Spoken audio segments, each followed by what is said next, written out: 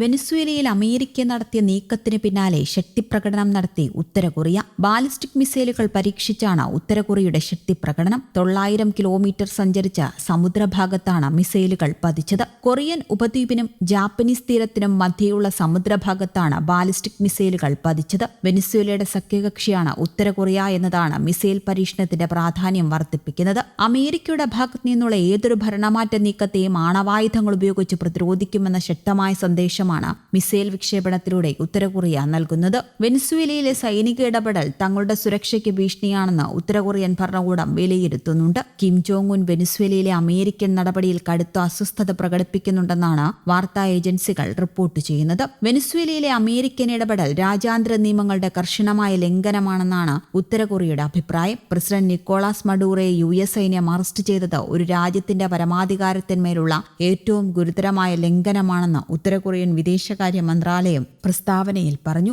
അമേരിക്കയുടെ ക്രൂരവും കിരാതവുമായ സ്വഭാവമാണ് ഒരിക്കൽ കൂടി വെളിപ്പെട്ടിരിക്കുന്നത് എന്ന് ഉത്തര കൊറിയയുടെ ഔദ്യോഗിക വാർത്താ ഏജൻസിയായ KCNA റിപ്പോർട്ട് ചെയ്തു. തങ്ങളുടെ സഖ്യകക്ഷിയായ വെനസ്വേലയുടെ പ്രസിഡന്റിനെതിരായ US നീക്കം കിം ജോങ് ഉൻ ഭരണകൂടത്തെ അസ്വസ്ഥരാക്കിയെന്നാണ് റിപ്പോർട്ടുകൾ. USന്റെ ഭാഗത്തു നിന്നുള്ള ഏതൊരു ഭരണമാറ്റ നീക്കത്തെയും ആണവായുധങ്ങൾ ഉപയോഗിച്ച് പ്രതിരോധിക്കുമെന്ന ശക്തമായ സന്ദേശമാണ് മിസൈൽ വിക്ഷേപണത്തിലൂടെ ഉത്തര കൊറിയ നൽകുന്നത്. വെനസ്വേലയിലെ സൈനിക ഇടപെടൽ തങ്ങളുടെ സുരക്ഷയ്ക്ക് ഭീഷണിയാണെന്ന് ഉത്തര കൊറിയ കരുതുന്നു. ആണവായുധങ്ങൾ ഉപേക്ഷിക്കുന്നത് ആത്മഹത്യാപരമാണെന്ന ഉത്തര കൊറിയയുടെ വിശ്വാസം കൂടുതൽ ഉറച്ചിരിക്കുകയാണ്. പ്രസിഡന്റ് നിക്കോളാസ് മഡൂറോയെ US സൈന്യം അറസ്റ്റ് ചെയ്തത് ഒരു രാജ്യത്തിന്റെ പരമാധികാരത്തിന്മേലുള്ള ഏറ്റവും ഗുരുതരമായ ലംഘനമാണെന്ന് ഉത്തര കൊറിയൻ വിദേശകാര്യ മന്ത്രാലയം പ്രസ്താവനയിൽ പറയുകയും ചെയ്തു. വാഷിംഗ്ടണിന്റെ ക്രൂരവും കിരാതവുമായ സ്വഭാവമാണ് ഒരിക്കൽ കൂടി വെളിപ്പെട്ടിരിക്കുന്നത് എന്ന് ഉത്തര കൊറിയയുടെ ഔദ്യോഗിക വാർത്താ ഏജൻസിയായ KCNAയും പറയുന്നു. രാജ്യാന്തര നിയമങ്ങളെ കാറ്റിൽ പറത്തിക്കൊണ്ടുള്ള ഇത്തരം അധിനിവേശ നടപടികൾ അംഗീകരിക്കാനാവില്ലെന്നും ഉത്തര കൊറിയ വ്യക്തമാക്കി.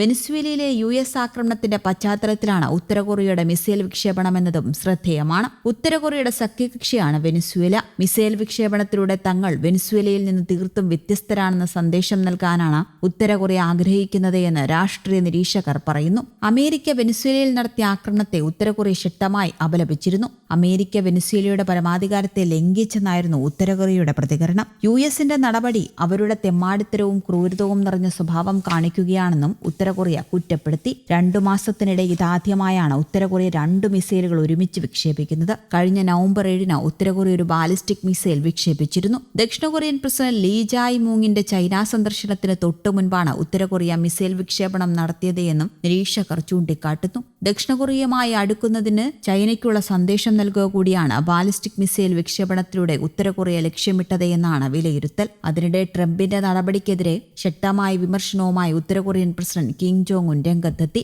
തന്റെ സുഹൃത്തായ വെനസ്വേലൻ പ്രസിഡന്റ് മഡൂറോയെ ഉടൻ മോചിപ്പിക്കണമെന്ന് കിം ആവശ്യപ്പെട്ടു. ഒരു ലോക മഹായുദ്ധത്തിലേക്കാണ് കാര്യങ്ങളുടെ പോക്കെന്നും കിം ജോങ് ഉൻ മുന്നറിയിപ്പ് നൽകി. അമേരിക്കയുടെ സൈനിക നടപടിയെ റഷ്യയും അപലപിച്ചു. 1989 പനാമ അധിനിവേശത്തിനു ശേഷം ലാറ്റിൻ അമേരിക്കയിൽ വാഷിംഗ്ടൺ നടത്തുന്ന ഏറ്റവും നേരിട്ടുള്ള ഇടപെടലായിരുന്നു ട്രംപ് സർക്കാർ വെനസ്വേലയിൽ നടത്തിയത്. വെനസ്വേലയിൽ നിന്ന് US പിടികൂടിയ പ്രസിഡന്റ് നിക്കോളാസ് മഡൂറോയെ ന്യൂയോർക്കിൽ വിചാരണ ചെയ്യും. മഡൂറോയ്ക്ക് മുന്നിൽ പലതവണ ഒത്തുതീർപ്പ് ചർച്ചകൾക്കുള്ള അവസരം നൽകിയിരുന്നുവെങ്കിലും അദ്ദേഹം അത് നിരസിക്കുകയാണ് ചെയ്തത് എന്ന് US വൈസ് പ്രസിഡന്റ് JD വാൻസും അറിയിച്ചു. News desk Kerala Kaumudi.